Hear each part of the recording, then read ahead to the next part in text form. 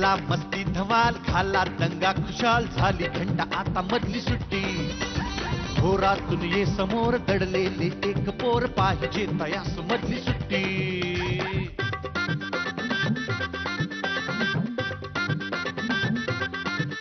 कसे रंग त्यांचे कसे गंध त्यांचे, विचारून घ्या या फुलांना जरा. नको सारखी शिस्त आणि पहारे, मुलांना ती द्या ना मुलांना जरा. किलबिल त्या पाखरास वाऱ्यावर वाहण्यास देत जाई पंख मधली सुट्टी. घोरातून ये समोर दडले एक पोर, पाहिजे तयास मधली सुट्टी. मधली सुट्टी.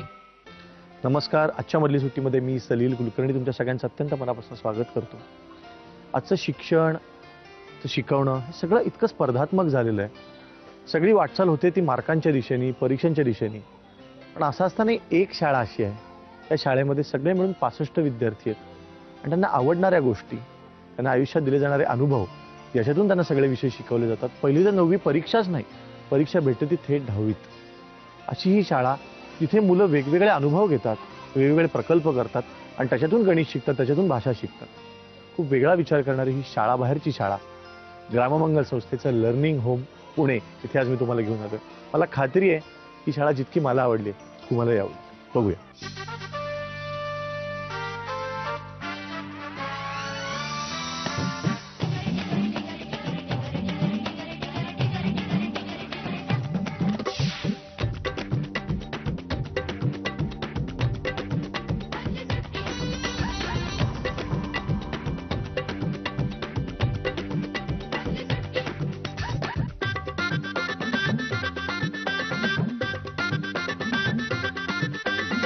या शाळेचा विचार, या शाळेची फिलॉसॉफीच आहे की शिकण्यातून आनंद. त्यामुळे शिकण्याचा, परीक्षांचं कुठलंही ओझं न घेता त्याच्यातून आनंद मिळवणारी ही सगळी मुलं आहेत. त्यामुळे साहजिकच ही मुलं खूप मोकळी आहेत, खूप जास्त सहज विचार करणारे आहेत आणि वेगळं बोलणार आहेत. बघूया ही मुलं आपल्याशी काय काय बोलतात. हाय. हाय. तुझं नाव काय? इरा. तुझं? शालमली. तुला सगळ्यात जास्त हसू कधी येतं ग शालमली?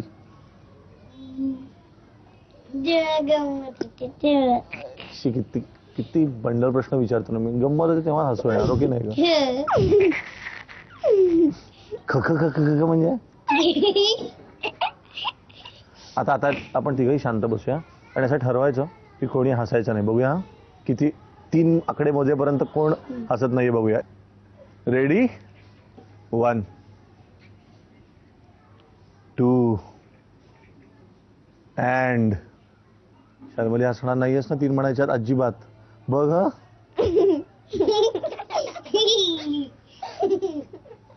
तू काय होणार आहेस ग मोठी? शब्दांची डॉक्टर. शब्दांची? म्हणजे? शब्दांची डॉक्टर म्हणजे काय? शब्द काय शब्द तपासणार? शब्द शब्दांची डॉक्टर. मग हिला कवी म्हणायचे का समीक्षक म्हणायचे हे कळत नाही. काही पण म्हणू शकतात. म्हणजे काय शब्दांची डॉक्टर? म्हणजे असं स्टेथोस्कोप लावून शब्दांना तपासणार? याचं इतकं वेगळं उत्तर मी आजपर्यंत ऐकलंच नव्हतं. तपासणं म्हणजे बघणं ते सगळं बरोबर आहे का ते तपासणं ती म्हणतीये. अच्छा, प्रूफ रिडिंग म्हणतेस का तू? तू काय होणार आहेस? काय मोठेपणी कोण होणार आहेस तू? नाही, मग नंतर सांगू. कानात का? कॉलेजमध्ये शिकवायला. काय? कॉलेजमध्ये शिकवायला. शिकवायला काय? कॉलेजमध्ये गेल्यावरती सांगणार होतीस का? अगं गप्प बस ग. शालमली जास्त हसतेस, मला हसायला लावू नको. त्यांनी आता मला बाजूला टाकलंय. हो ना, ते माझी बोलणारच नाही आहात तुम्ही. किती किती विचित्र आवाज काढता येतो तुम्हाला. बघूया, मी काढून दाखवतो मला एक आवाज. मी एक काढून दाखवू कबुतराचा. वा वा. आणि आता काय भीतीचा आवाज कुठला काढता येतो बघूया. मी तुम्हाला काढून दाखवू? दाखव. हा विनोदी वाटतोय मला. काय ही हो? हा तो घोडा आवाज काढतो. घोडा? घोडा काढतो तर असा आवाज त्याच्या पायांचा आवाज देतो. करेक्ट. तो तर असा आवाज काढतो. असा बकरी काढते. नाही, घोडावरून काढतो. आणि गाढव बस बस बस. हो हो. असं. तुला कोणाची गोष्टी ऐकायला आवडतात? मला भोपळ्याची हा, आणि आणि म्हातारीची. भोपल्याची आणि म्हातारीची. आणि तुला? मला उंदीर मामाने माकड आणि मणिमावणी उंदीर मामा आणि ही मनीमाऊ सारखी दिसते खरे आधी ती. बघ तिच्याकडे बघ बरं. ती वाटते का मनीमाऊ सारखी थोडी? मी माकड आणि मांजर. आणि आधी ती मोठी झाल्यावर कोण होणार आहे ग? मी टीचर. कुठल्या शाळेत? आणि मी पोलीस. या शाळेत. आणि तू पोलीस होणार? काय करणार पोलीस होऊन? मी मोठा होणार आणि पैसे घेणार, जाणार दुकानातही बंदूक घेणार, करणार आणि चोर पकडणार. कुठले चोर म्हणजे कोण रे? आणि असं डस्टबिनचा दारू नाही. डस्टबिन मध्ये टाकणार चोराला? फारच ते टाळे. चोर लोक कचरा असतात असं म्हणण्याचे अगदी बरोबर आहे. हो ना रे? चोर म्हणजे काय रे? चोर म्हणजे असं असं आपल्या भिंतीला ठोकतात. हो, आणि फोडतात आपली भिंत. बापरे. आधी तू कशी येतेस ग शाळेत? व्हॅन मधून? चालत. तू जवळ राहतेस का अगदी? कुठे राहतेस? पुण्याला. पुण्यालाच राहतेस? पण तू चालत चालत येतेस? कोणाबरोबर येतेस? आई बरोबर. हो. सगळ्यात लाड कोण करतो? आजी माझी. आजी लाड करते. आणि तुझे? आणि मी पणजीला मारतो. पणजीला तू का मारतोस रे? कारण ती मी घेतलेले वस्तू घेते म्हणून. पणजी लाड करते ना तुझे? तिला धनुष्यबाण सोडतो, नेम धरतो तिच्यावर. असं नाही करायचं रे. आपली पणजी आहे की नाही? पण लागलं तर तिला? त्या बंदुकी ठो करतो. पणजी पण खेळते तुझ्या बरोबर आणि आजी पण खेळते? ठो करतो. कुठलं शस्त्र आहे हे? ऍक्शन तलवारीची करतोयस तू? आवाज बंदुकीचा येतोय. तलवारी. ठो. तलवारीतून कसा आवाज येतो? धडाम धडम. आणि बंदुकीतून कसा येतो? धडाम धडम. आणि धनुष्य. धनुष्यमधनं ठा ठो येतो. आणि मग आजोबाची काठी घेऊन नेम धरतो आजी आजोबांवर. आणि कसा आवाज काढतोस? धडाम धडम. घरी तू सतत धडामधुडूम आणि ठोठो करत असतोस का? हो. मग झोपतोस का नाही दुपारी थोडा वेळ शाळेतनं गेल्यावर? आणि आजी आजोबांना ठो ठो करतो. ते मला कळलेलं आहे की तू ठोठो करतोस. असं. पिक्चर बघितलास का इतक्यात कुठला? मिस्टर भीम. मिस्टर भीम. तू कुठला बघितलास का पिक्चर? मी चिंटू. अरे व्हेरी गुड. आणि हिरो कुठला आवडतो तुला? मला मिस्टर भीमचा. मिस्टर भीमचा. तुला कोण आवडतो हिरो? मला कृष्ण. Very good. हेच तुमचे हिरो राहोत. म्हणजे मग तुमच्या बंदुकीतनं पण धडामधुडूम आवाज येईल आणि तलवारीतनं पण ठोठो आवाज येईल. एकदा तरी मला लास्ट आवाज काढून दाखव आणि मग बाय बाय. एक लास्ट आवाज काढून दाखव बंदुकीचा. धडाम धडम. आणि तलवारीचा? ठो. क्या बात. मस्त. बेस्ट ऑफ लक. अभिषेक आणि सानिका माझ्याबरोबर आहेत. कसे आहात तुम्ही दोघं? मजेत आहात ना? पण तुमच्या नावाचा अर्थ माहिती का तुला? अभिषेक म्हणजे काय? दूध. दूध. अभिषेक म्हणजे दूध. आणि सानिकाचा अर्थ काय? कृष्ण. कृष्ण. कारण आईच म्हणते मला कृष्ण. कृष्ण सानिका म्हणते. कृष्ण सानिका असं म्हणते. नाही, पण माझा अर्थ कृष्ण आहे. सानिकाचा अर्थ कृष्ण आहे. अभिषेकचा अर्थ दूध. नाही असं म्हणता येईल ना की चला एक एक ग्लास अभिषेक प्या असं? देवाला घालतात. देवाला घालतात ते असं देवाच्या वर्ण असं मूर्तीवर किंवा असं शंकराच्या पिंडीवर असं वर्ण टपक टपक टपक असं एक एक वाहतात ना असं ते थेंब थेंब. अभिषेक. मग माहितीये तुला? मग दूध काय म्हणतोस तू? कोण होणार आहेस मोठेपणी? अभिषेक नावाचा ऍक्टरच होणार आहेस? काही काही बनवणार होणार आहे. काय काय बनवणार आहे? म्हणजे माणसं असं बनवतात ना काहीतरी. काय काय? पण आता मी गाणं बनवतो, मग तू गाणं बनवणार होणार आहेस का? टेबल खुर्च्या बनवणारा त्याला सुतार म्हणतात. बिल्डिंग बनवणारा त्याला बिल्डर म्हणतात. वाळूनी बनवणार आहे. हा हो, किल्ला. स्कल्पचर्स करणार आहेस म्हणजे तू? काय करणार आहे? शिल्पकार होणार आहेस का? मूर्ती आणि किल्ले. मूर्ती आणि किल्ले. आणि तू काय होणार आहेस मोठेपणी? टीचर. का ग? असंच. आवडतं तुला असं ओरडायला? सगळ्यांनी गप्पा बसा. त्या शिकवायला आवडतं? शिकवायला. बरं एक काम करा, तुला सगळ्यात जास्त कोण आवडतं सगळ्या जगात? आई. आई. तुला? आई. आई. चला मग तिकडे ना त्या कॅमेऱ्यात बघायचं आणि सांगायचं की मला आई तुम्हाला सगळ्यात जास्त आवडते असं म्हण, आणि मग तू पण म्हण. हा. मला आई सगळ्यात जास्त आवडते. आई मला सगळ्यात जास्त आवडते. आणि आई मला पण सगळ्यात जास्त. तुम्ही मुलं जशी स्वप्न बघता तसेच तुमच्या आईवडीलही बघतात. तुमच्या मुलांचं भविष्य इन्शुअर करण्यासाठी जर तुम्हाला गुंतवणूक करायची असेल तर SBI लाईफ इन्शुरन्सच्या काय खास टिप्स आहेत आपण बघू.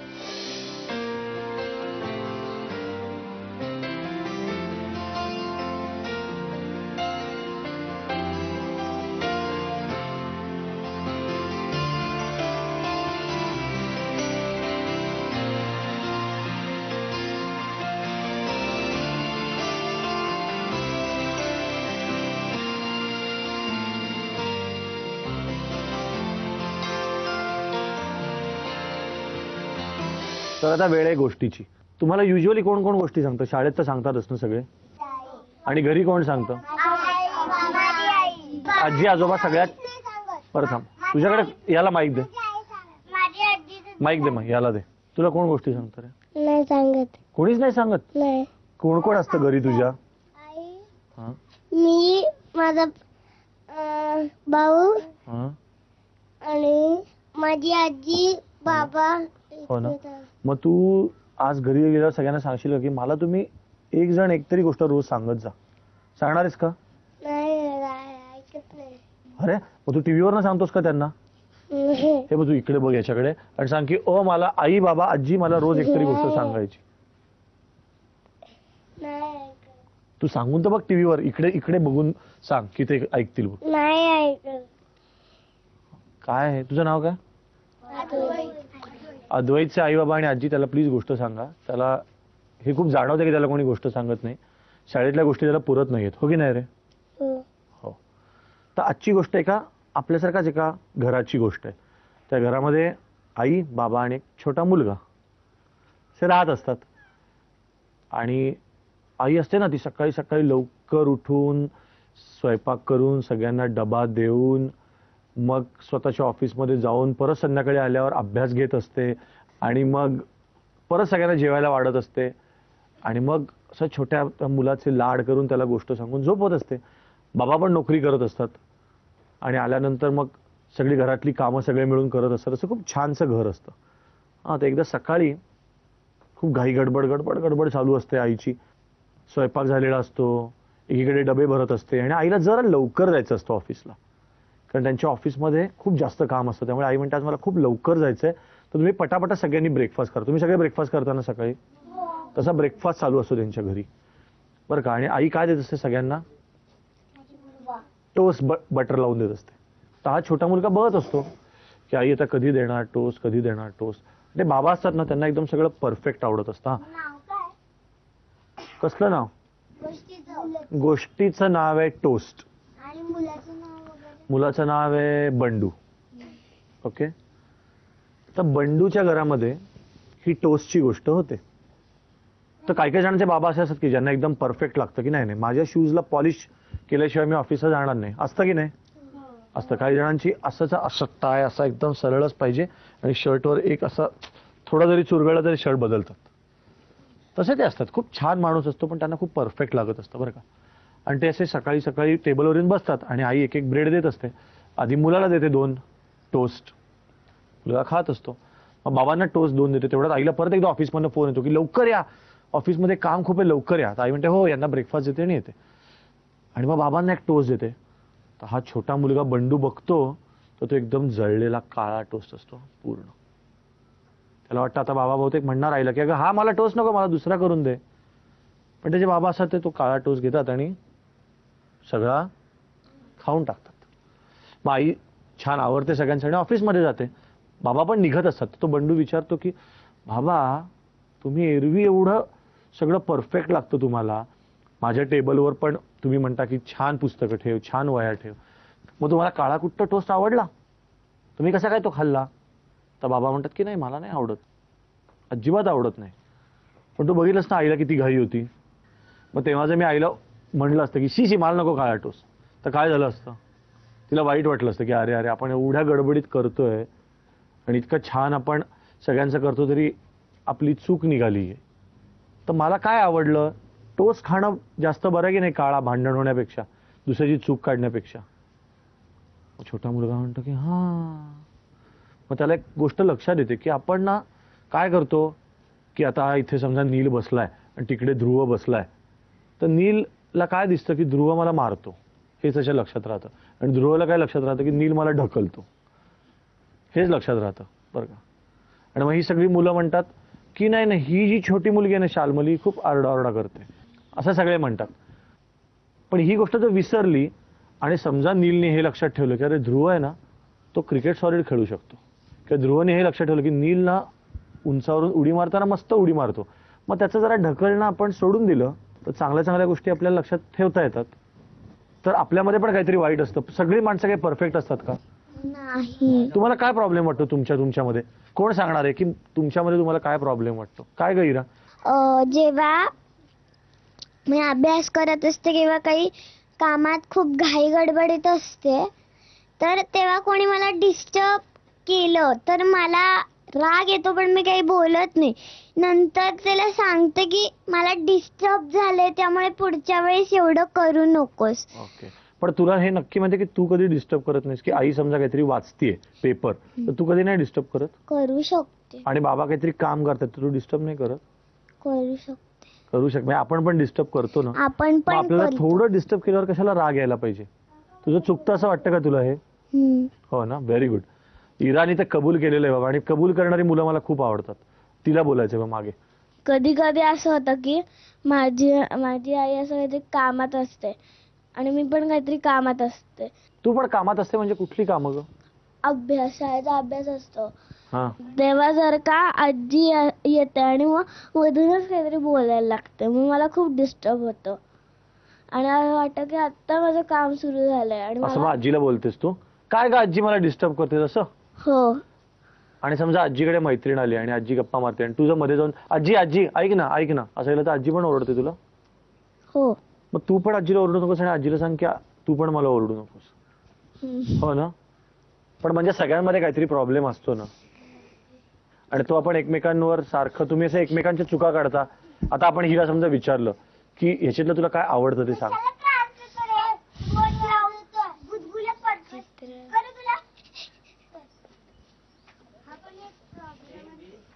हा बघा, हा आपल्याला इथे एक लाईव्ह प्रॉब्लेम दिसतोय. थेट प्रक्षेपण, प्रॉब्लेमचं थेट प्रक्षेपण, की गोष्ट सांगतोय हे बाकीचे बोलतायत त्यांच्याकडे लक्ष न देणं, हा पण एक प्रॉब्लेम वाटतो का तुम्हाला दोघांना? तुम्हाला वाटतं का की हा प्रॉब्लेम आहे? बघा बघा, तर इतके छान भांडत होते. तर आता आपण भांडणाऱ्या एकाला विचारूया की चांगली गोष्ट सांग हिच्यामधली. ही पण तुझ्यावर थोडी दादागिरी करत होती आणि तू पण तिला मारत होतास, पण एक चांगली गोष्ट सांग बरं. बघ तुला आठवते का काही चांगलं हिच्यामधलं? की ती अभ्यास फास्ट करते. अभ्यास फास्ट करते, लिखाण वगैरे का पटापट? Very good. आता आपण इराकडे माईक, हा तिच्याकडे माईक दे. ही तुझी बहीण, छोटी बहीण पण आहे शाळेत आहे ना? कुठे आहे ती? ती घरी गेली. ती घरी गेली. तिच्यातल्या सगळ्यात गोड गोष्ट कुठली आहे का तुला? कुठली आवडते? चांगली गोष्ट म्हणजे अशी, ती म्हणजे खूप मस्त खेळते आणि तिला पण आवडतं माझ्यासोबत खेळायला. तर मलाही आवडतं तिच्यासोबत खेळायला, पण ती खूप छान खेळते. मला असं कायम वाटतं की आपल्याला चांगली गोष्ट सांगा म्हटल्यावर आपण खूप विचार करत बसतो, आणि दोष सांगा म्हटल्यावर आपल्याला 10 आठवतात. ही गोष्ट आपण विचार करण्यासारखी आहे की दुसऱ्यातले दोष काढून त्याला अपमानित करण्यापेक्षा एक जळलेला टोस्ट खाणं ही खूप सोपी गोष्ट असते असं मला वाटतं. तसंच इन जनरलच दुसऱ्यातल्या चुका दुसऱ्यातलं काय टोचतंय हे सांगण्यापेक्षा दुसऱ्याचं कौतुक करणं ही अवघड गोष्ट. पुन्हा एकदा मस्त गावे हसावे झुलावे खुलावे किती वाटते उतरून ओझे वयाचे चलारे पहा कोवळे ऊन बोलावते वर्षांचे पूल आज ओलांडून ये आल्याड घे तुला हवीच मधली सुट्टी. ग्राममंगल संस्थेच्या लर्निंग होम मधल्या मुलांशी आपल्या गप्पा चालू राहतील. पण आज मधली सुट्टीतला एक सुवर्ण क्षण आहे, कारण आपण मधली सुट्टी म्हणजे शाळा, म्हणजे ज्ञान आणि म्हणजे गुरु. आणि मी खूप मनापासून ज्यांना गायनामध्ये, संगीतामध्ये आणि एकूणच कलेकडे बघण्यामध्ये ज्यांना गुरु मानतो ते माझे गुरुच आहेत. आपल्या सगळ्यांचे अत्यंत आवडते संगीतकार गायक पंडित हृदयनाथ मंगेशकर. नमस्कार पंडितजी. बरेच दिवस वाट बघत होतो की मधली सुट्टीमध्ये तुमच्या बालपणाविषयी, तुमच्या शाळेतल्या दिवसांविषयी ऐकण्याची. काय असतं की डॉक्टर प्रत्येकाच्या माणसाच्या वाट्याला आयुष्य असं वेगवेगळे रूप घेऊन येतं. तर ते शाळेत ते रूप होतं माझं, किंवा शाळेत ज्या वयात मी गेलो त्या वयाचं जे नियतीचं रूप होतं ते फार विचित्र होतं. म्हणजे मी अतिशय एका लहानशा गावात आलो होतो. त्या गावाचं नाव होतं थाळनेर, खानदेशातलं. आजही ते कुग्राम म्हणायला हरकत नाही, आजही तिकडे सायकल चालत नाही. ते फार लहान गाव होतं. त्या गावातनं मी आलो तर एकदम मुंबईसारख्या अतिशय गजबजलेल्या, अतिशय सुसंस्कृत, सुशिक्षित अशा शहरात भाषा पण मराठी नीट कळत नव्हती. मले तुलेची भाषा जास्ती कानावर पडत होती, अहिराणी भाषा. आणि अशा वेळी मला आमची एक मावस बहीण होती अक्का, इंदिरा जोशी तिचं नाव. तिने सेवा सदन या शाळेमध्ये मला घातलं. पण तेव्हा माझं वय आहे 7 आणि मला बिगारीत बसवलं. बिगारी म्हणजे आजची KG.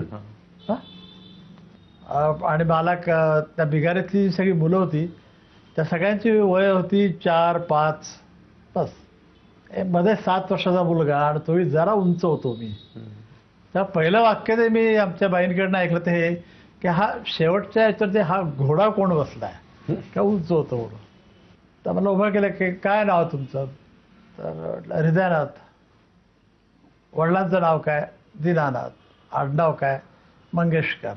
बसा खाली म्हणे. आणि मग पाटी आणि पेन्सिल दिली आणि सांगितलं लिहा हा ई. त्याने सांगायला सुरुवात केली, त्याने फळावरती लिहायला सुरुवात केली. मी काय लिहिलं आहे? हा आहे काय? तर आम्हाला आई दिसणार आणि अई दिसणार नाही का, आम्ही अक्षर कधी बघितलेलीच नव्हती. तर मी त्याकडे फार मख्खपणे बघत राहिलो. तेवढ्यात त्याच वर्गामध्ये त्यांचं पण नाव इंदिरा जोशीच होतं. प्रभाकर पणशीकर यांच्या त्या वडील बहीण त्या शाळेत त्या होत्या. त्या आतमध्ये आल्या. त्यांच्या वेळेला की हा उंच पोरगा कोण पाठी बसता एवढा मोठा वयाचा, त्याला मराठी पहिलीच घाला. आणि मी पाठीकडून मराठी पहिलीच गेलो. मी मला हा विचार करत होतो की त्याने फळ्यावरती जे काही नक्षीकाम केलं होतं आईचं ते काय होतं. आणि मग त्याने सांगितलं उभे राहा. सगळ्यांनी धडे काढलेत आणि पहिल्या मुलांनी धडा परत तिथेही मला पहिल्या वर्गातही पहिलीत 5च्याच खुर्चीवर बसवलं. माझा 28वा नंबर होता. प्रत्येकाने धडा वाचायला सुरुवात केली. कुठे अडकायचा, बाई चिडायच्या वगैरे असं सगळं चालू होतं. मला त्यातलं काहीच माहीत नव्हतं. तिथं पहिला साक्षात्कार झाला आयुष्यातला की आपली स्मरणशक्ती फार तीव्र आहे. आणि तो जो मुलगा वाचत होता पहिला, त्याने काय वाचतं ते मला पाठ झालं. दुसऱ्या मुलाने जे वाचलं तेही पाठ झालं, तिसऱ्या मुलाने वाचलं तेही पाठ झालं. ही 27 मुलं वाचत वाचत आलीत आणि मला उभं सांगितलं की वाचा. मी वाचलं ते एकही त्यात चूक नव्हती. त्यामुळे तुला सगळं वाचता येतं, मग तू का मराठी पहिलीच बसलाय? त्याला मराठी दुसरीत गेला म्हणा. मराठी दुसरीमध्ये काय काय गणित आलं, इतिहास आला, हे आलं ते आलं. मी त्या फळ्याकडे आणि राज्याध्यक्ष बाई होत्या त्यांच्या चेहऱ्याकडे अत्यंत मूढपणे उगत बसलो होतो. आणि मग मधली सुट्टी झाली. आता माझ्या आयुष्यातली शेवटची सुट्टी, त्याला देखील मधली सुट्टी झाली होती. त्या मधल्या सुट्टीमध्ये मी जोशीबाईंकडे गेलो आणि त्यांना सांगितलं की, आणि थोडं अशुद्धच मराठी बोलत होतो, की तुम्ही जे काही बोलता, तुम्ही जे काही करताय माझ्यासाठी, यातलं मला काहीही कळत नाहीये. मला हे सगळं नक्षीकाम वाटतंय, मला असं काहीही येत नाही. एका सुदैव होतं की माझं घर बरोबर शाळेच्या समोर होतं. म्हटलं मी तिथं राहतो, तर मी संध्याकाळच्या घरी येते, तू आता घरी जा. का चेहरा खूप उतरलेला असावा माझा. आणि त्या घरी आल्या, मग आईने सांगितलं त्याला काहीच माहिती नाही आहे. मग त्या मला म्हणाले की तू 15 दिवस शाळेत येऊ नकोस, 15 दिवस मी तुझ्याकडे येते आणि मी तुला बिगारी मराठी पहिली, मराठी दुसरीचा अभ्यास शिकवत जाते आणि बघू तू किती लवकर शिकतोस ते. आणि आपल्याला आश्चर्य वाटेल की 15 दिवस नाही लागेल मला, 8 दिवस लागेल फक्त. आणि त्या ज्या शिकवायच्या त्या गेल्या की मला पाठवायचं लगेच. तर ते म्हणा की तुझा बिगारीचा अभ्यास संपला, पहिलीचा संपला, दुसरीचा संपला, तुला तिसरीच बसू का म्हणतात, आता एवढं करू नका. पंडितजी, तुम्ही लहानपणी बालगायक म्हणून तुमचं काम चालू असताना दिदींचं एकदम हा दिदी एकदम खूप वरच्या दर्जाची गायिका आजही आहे, त्यावेळी होतीच. नाव पण त्याला खूप तिचं प्रचंड प्रमाणात वाढतं. तर तुम्हाला शाळेमध्ये तुम्ही जेव्हा जायचात तेव्हा त्या नावाच्या बोलायचं, किंवा मी तर खरं म्हणतो की त्या लता मंगेशकर या नावाच्या वलयाचा मला कधी त्रास ह्यासाठी झाला नाही. लता मंगेशकरांचं एक वलय होतं, ते मास्टर दीनानाथांचं. तर मला शाळेमध्ये लता मंगेशकरचा भाऊ कोणी कुणीच ओळखलं नाही. मास्टर दीनानाथांचा मुलगा. त्याचा एक प्रसंग आपल्याला सांगतो शाळेतलाच. तर मराठी दुसरीमध्ये असताना जोशीबाईंनी मला सांगितलं की तू 15 दिवस येऊ नको. नंतर मी गेल्या त्या 10-12 दिवस त्या वर्गात मला बसवलं. तर बरोबर संध्याकाळी 3:30च्या सुमाराला किंवा 4च्या सुमाराला एक मास्तर यायचे, त्यांच्या मागे एक माणूस असायचा, तो पायपेटी घेऊन यायचा, ते बसायचे आणि फळ्यावरती लिहायचे निरगम धनी सा सा नि धप मगरेचा यमन. आणि मग ते यमन वाजून सांगायचे, सगळ्या सा लावा, मग सगळे सा लावायचे. मग रे लावा, रे लावा, ग लावा, ग लावला, म लावला, म लावला. हे सगळे लावत असताना मी गाणं शिकलेला मुलगा होतो. कारण मी जरी इथं शाळेमध्ये नवीन होतो आणि बाल गायक म्हणून होतो, तरी पण मी मोठ्यांची संगत केलेली होती. म्हणजे अमारा लिखा भेंडी बाजारवाले यांच्यापाठी तंबोरा वाजवला होता. अमारत खा इंदोरवाले यांच्या मागे तंबोरा वाजवला होता. मोठमोठ्या गवयांच्या गाणी ऐकली, त्यांच्यावर फिरलो होतो. त्या मला हे जेव्हा मास्तर यमन गायला लागले तेव्हा तर मला हास्यास्पद वाटायला लागला. आणि तो आकारयुक्त सा कसा होता म्हणून त्याने जो तोंड उघडलं आणि त्यांची ते जबडा हालायला लागला, तर मला हसू आलं. आणि ते हसू ते 28 नंबरवरनं त्यांना ऐकू गेलं. त्याने मला सांगितलं, उभा राहा, तू हसतोस का? तर तुम्ही सा लावल्यानंतर तुमचा जबडा हलतो मास्तर. त्याने मला बोलवलं, सगळ्या मुलांच्या समोर त्यांचा अपमान झाला. त्यावेळची ती आजची पद्धत आणि त्यावेळची पद्धत फार वेगळी होती. आजची पद्धत फार चांगली, त्यावेळची पद्धत फार वाईट होती. की काहीही न विचारताना साहेब तो चांगला जाड हात ते कानाखाली बसायचा. त्याने माझ्या कानाखाली इतक्या जोरात दिली. म्हटलं तुम्ही मारता का मला? तर तो हसतोच, मला टेंगल करतो. तुला यमन म्हणजे काय माहिती? म्हटलं यमन मला माहिती, मी तुम्हाला यमन दाखवतो. एकदम ब्लड जागृत झालं, एकदम रक्त जागृत झालं. मास्टर दीनानाथ मंगेशकर अंगामध्ये आले. म्हटलं तुम्हाला यमन तुम्ही चुकीचं गाताय, मी यमन मला बरोबर येतो. आणि तुम्हाला ग्वाल्हेर घराण्याची बंदिश ऐकवतो यमनची. तर ग्वाल्हेर घराणा बंदिश जरा आवाज काय सूर सफेद चार हे म्हटलं तर ते आणि आवाज झालं. त्याला आपला सूर माहिती, त्याला यमनची बंदिश ऐकली. आता तुझं नाव काय? हृदयनाथ. वडिलांचं नाव दीनानाथ. अरे दीनानाथांचा मुलगा मंगेशकरला म्हटलं, तुझा बाहेर उभा राहा. मला बाहेर उभं केलं आणि त्यांचा सगळा तास संपल्यानंतर मग त्यांनी मला बोलवलं. इंदिराबाई जोशींना बोललो, कारण त्या चांगल्या गायच्या. हा मुलगा फार चांगला गातो, कृपया मला तासाला यायला बसतोच जाऊ नका इथं. सगळे मुलं टिंगल करतात माझी पण, हा तर करतो टिंगल. तर एकदा मी वर्गाच्या बाहेर उभा होतो आणि त्या वर्गाच्या बाहेर काहीतरी लिहिलेलं होतं भिंतीवरती पेन्सिलीने. तर ते आमचे गजरे नावाचे जे मुख्य मास्तर होते ते निवृत्त व्हायला आलेले होते आणि तो असा कोकणस्थ जाड ब्राह्मणी हात होता त्यांचा. त्याने म्हणा की तू हे का लिहिलं? म्हटलं मी लिहिलं नाही. ते का लिहिलंस आणि मी लिहिलं नाही या 2 वाक्याच्या मध्ये त्याने माझा परत एक कानाखाली आवाज काढला आणि तो इतका प्रचंड होता की मी बेशुद्ध पडलो. तर त्यांना काहीच वाटलं नाही, पण हे माहिती नाही की पोरगं काय करू शकतं. मी तर शुद्धीला आलो तर नाना बरोबर शाळेच्या बाजूला गावदेवी पोलीस स्टेशन होतं. मी सरळ पोलीस स्टेशनमध्ये गेलो आणि गाळ दाखवला माझा. आमच्या मास्तरांनी मला असं मारलं. कुठल्या काळासाठी मारलं, का मारलं ते पण त्यांना विचारा, पण मारलं आहे बघा. मला आठवतं अर्धी शाळेने माझी माफी त्या दिवशी मागितली. तर ती एक पद्धत आज जी सरकारने किंवा अन्य काही कार्यकर्त्यांनी जर सुधारलेली असली तर चांगली, की त्याला कारण नसताना मारायचे. पण आता कदाचित असं असतं की शिक्षकच मुलांना मारताना 4 वेळा विचार करतात की पालक येऊन. ती जी पालकांनी आणि पोलिसांनी जी शिक्षकांना भीती घातली ती अतिशय योग्य आहे. फक्त पोलिसांनी आता या अलीकडच्या विद्यार्थ्यांना पण अशी थोडीशी भीती घालावी की तुम्हाला हवं ते तुम्ही करता शिक्षकांबरोबर, हे चुकीचं आहे. तर कुठल्याही गोष्टीचा अतिरेक नसावा, शिक्षकाच्या मारण्याचाही नसावा आणि मुलांच्या मस्तीचाही नसावा असं मला वाटतं. तर आज मधली सुट्टीला पंडित हृदयनाथ मंगेशकरांचा आशीर्वाद मिळाला. पंडितजी खूप मनापासून धन्यवाद. कारण तुमच्या सांगीतिक विचारांविषयी आपण कुठे कुठे कधी कधी कार्यक्रमातून ऐकायला मिळतं, पण शाळेतल्या आठवणी आज खूप क्वचित लोकांना ऐकायला मिळाल्या असतील, त्या आज ऐकायला मिळाल्या.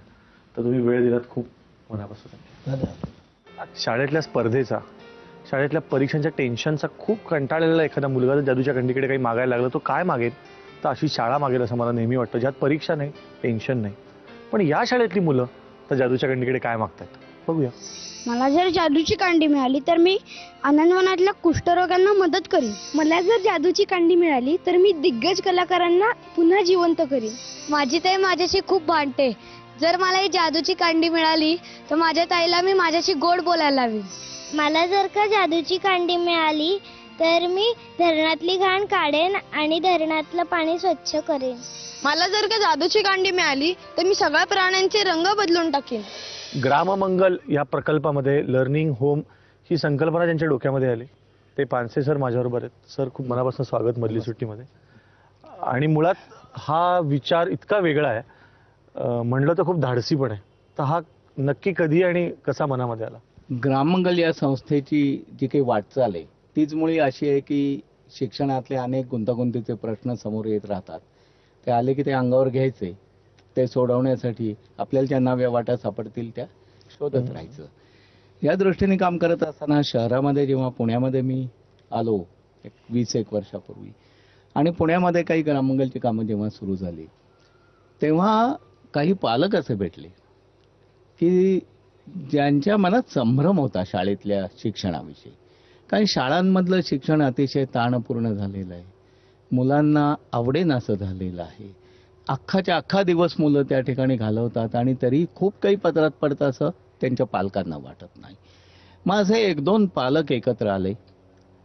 जवळजवळ वर्षभर आमच्या काही चर्चा चाललेल्या होत्या आणि मी त्यांना म्हटलं की आपल्यात निदान एखादी गोष्ट करण्याचं धाडस नसलं तर निदान नाकारण्याचं धाडस असलं पाहिजे. नाही ना आपल्याला शाळा चालत आहे, नकोय ना आपल्या मुलांसाठी शाळा, मग शाळा नाकारून आपल्याला मुलांचं शिक्षण करता येईल का?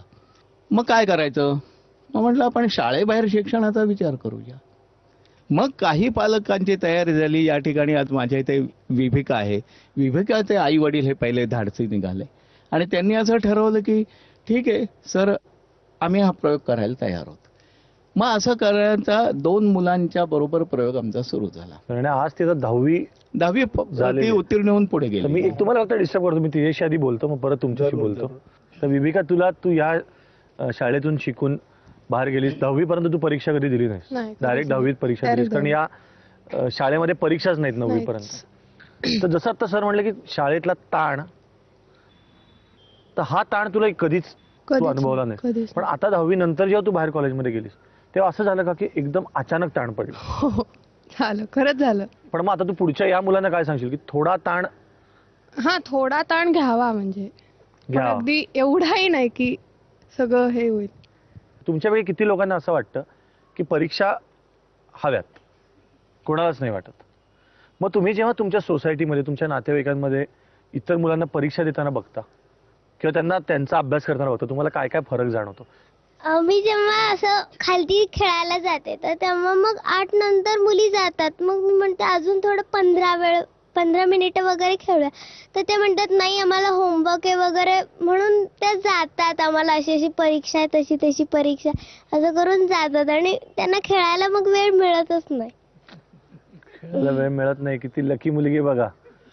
पण मग असं तुला अशी कुठली गोष्ट वाटते का की जी त्यांची तुला हवीशी वाटते? ज्या बाहेरच्या शाळेत अशा अधूनमधून कॉम्पिटिशन्स असतात त्या जरा हव्याशा वाटतात मला. बरं, म्हणजे अभ्यासाच्या आणि अभ्यासाच्या नाही अशा अच्छा, अभ्यासाच्या नाही, चमचा लिंबू वगैरे म्हणतेस. हा, तसं. त्याला दे ना, त्याला, तो काहीच नाही बोलला.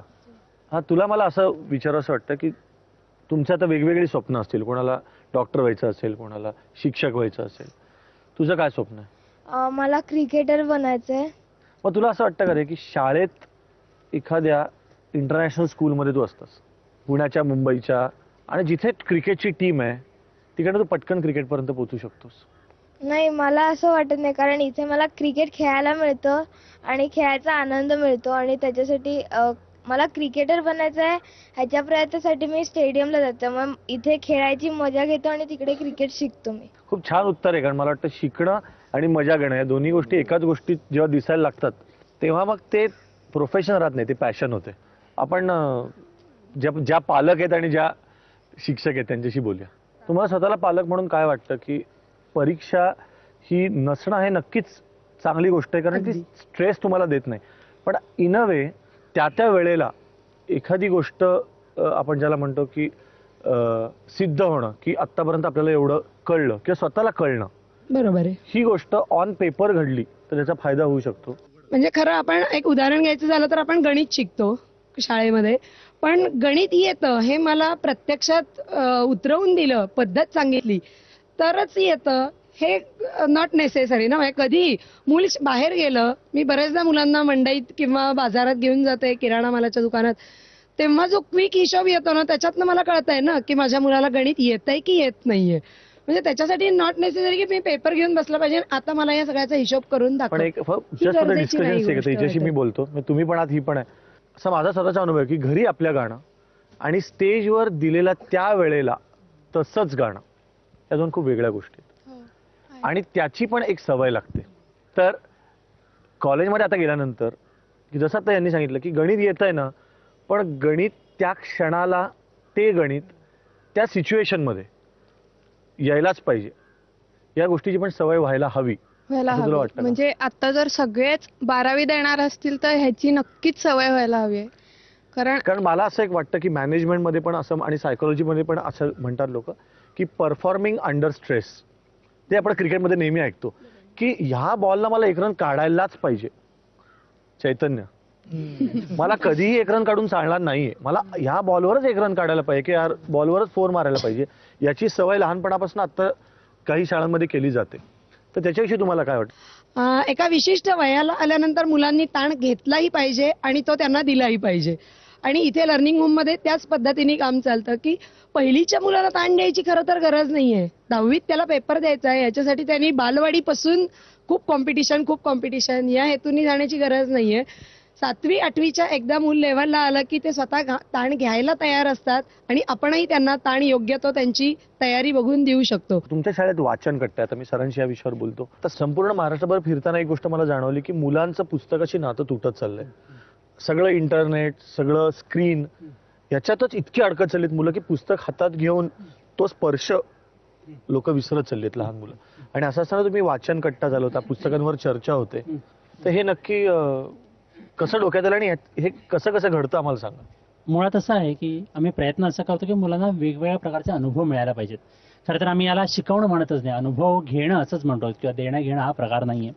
त्यामुळे जसं आम्ही नृत्यानुभव करतो, नाट्यानुभव करतो, तसा हा वाचनानुभव आहे. तर हे जे अनुभव घेणं आहे ना, म्हणजे केवळ पुस्तकच असं नाही, तर हे सगळे अनुभव आम्ही घेतो. म्हणजे सकाळी प्रार्थनेच्या वेळेला ही 15-20 मिनिटं यांनी त्यांच्या ड्युटीज लावून घेतल्या आहेत आणि रोजचे 5-7 मिनिटं यातलं प्रत्येकजण वाचन करतो. हे सगळं कन्क्लूड करताना मला वाटतं पुन्हा एकदा मी सरांशी बोलतो की आत्ताचे पालक, आत्ताचे शिक्षक सगळेजण, मी तर इतक्या शाळांमध्ये गेलो, सगळ्याच जण खूप मन लावून शिक्षण द्यायचा प्रयत्न करताना मी बघितलं. मुलं पण खूप छान छान ऍक्टिव्हिटीज करताना बघितलं. एक आपण ज्याला म्हणतो मंत्र, तुम्ही पालकांसाठी काय सांगाल की तुम्ही तर इतकी वर्ष शिक्षणाकडे खूप डोळसपणे बघताय. मी सगळ्या पालकांना असं सांगेन की मुलांना निसर्गतः शिकण्याची आवड असते, निसर्गतः शिकण्याची प्रेरणा असते आणि विलक्षण ऊर्जाही असते. हे सगळं नैसर्गिक आहे. अगदी लहान बाळाला काही रांगायला तुम्ही हातपाय धरून शिकवत नाही, हे सगळं आपोआप येणार आहे. मग ही सवय पुढे पुढे जर का चालू ठेवली तर जगातल्या कुठल्याही गोष्टी मुलं आपल्याला हव्यात त्या गोष्टी आपल्या पद्धतीने पण अतिशय चांगल्या शिकतील. त्यामुळे मुलांच्या शिकण्यावर भर द्या, मुलांवर विश्वास ठेवा की ती आपलं आपण चांगलं शिकू शकतील. आणि मग तिसरी गोष्ट ही करावीच लागेल, ती म्हणजे त्यांच्या शिकण्यासाठी विविध संधी उपलब्ध करणं. जसं याला क्रिकेट खेळायचं असेल तर संधी दिली पाहिजे, तिला नाटकाचं करायचं असेल तर तिला संधी दिली पाहिजे. म्हणजे संधी देण्याचं काम हे खरं तर शाळांचं काम आहे. खरं तर आम्ही व्याख्याच केली आहे, संधी देते ती शाळा आणि शिकायला उद्युक्त करते ती शाळा, शिकवते ती शाळा नाही. पालकांनीही मुलांच्या शिकण्याचा विचार अधिक करावा, कारण ती नैसर्गिक गोष्ट आहे. नैसर्गिकरित्याच मुलांना शिकायचंच असतं आणि त्यांना योग्य वेळेला ते ताण आपोआप घेतात. हे जर आपण डोक्यात ठेवलं तर मला वाटतं की सगळीच मुलं आपापल्या क्षेत्रामध्ये खूप काहीतरी छान करतील, अजिबात ताण न घेता. हे मी शिकलो आणि तुम्ही शिकला असाल. मधली सुट्टीमध्ये मी अनेक इंटरनॅशनल स्कूल्समध्ये गेलो, फासेबारद्यांच्या मुलांची शाळा पाहिली, आदिवासी मुलींची शाळा पाहिली, अनेक नावाजलेल्या शाळा पाहिल्या, स्पेशल मुलांची शाळा बघितली, अंधशाळा बघितली. या सगळ्या शाळांनी, इथल्या अनुभवांनी मला खूप भरभरून दिलं. तुम्हालाही दिलं असेल मला खात्री आहे. तुम्हाला मधली सुट्टीने नक्की काय दिलं, मला मधली सुट्टीने काय दिलं, हाच या वेळेचा होमवर्क. पाठवा आमच्या या पत्त्यावर. मधली सुट्टी 135 continental building, doctor Annie Besant road, Worli, Mumbai 400018. मधली सुट्टी @ZNetwork.com, Zee Marathi @ZNetwork.com. Hindustan देश पुरधन दैव संपन्न भाग्य संपन्न धुरंधर पुरुष जन्म घेती, युगंधर पुरुष जन्म घेती, कृतीने जगद्वन्य होती, त्रिखंडी अशी अमर ख्याती रजी जी जी, त्रिखंडी अशी अमर ख्याती रजी जी जी जी जी जी. जगद्वन्य महापुरुषात, जगद्वन्य महापुरुषात श्रेष्ठ निश्चित टिळक बलवंत, टिळक बलवंत दयांचे पुण्य स्मरण होता, मनी साकार होई गीता. लोचने मिटून झुके म्हातार जी जी जी, लोचने मिटून झुके म्हातार जी जी जी जी जी जी. असंतोष चिडीचा जनक, असंतोष चिडीचा जनक, जयाचा वचक बैसला कडक, शौर्य सत्तांध इंग्रजाला, चिडवितो ससा केसरीला. राजद्रोह कसा प्रथम घडला जी जी जी, राजद्रोह कसा प्रथम घडला जी जी जी जी जी जी. मधली सुट्टी